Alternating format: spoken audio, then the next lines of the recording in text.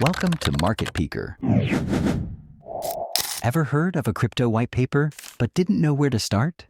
White papers are key to understanding a project's purpose and potential. Let's break down how to read one effectively.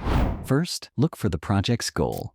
The white paper should clearly explain what problem the crypto solves.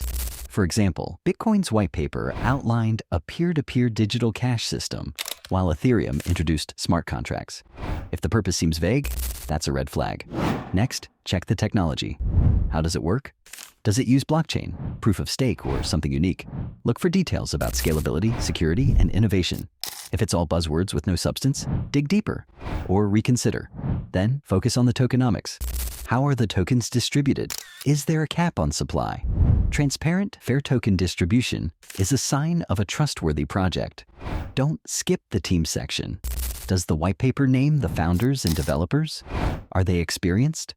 Anonymous teams aren't necessarily bad, but transparency builds trust. Finally, watch for roadmaps. These outline the project's future. Are the goals realistic? If a project promises too much too soon, it might not deliver.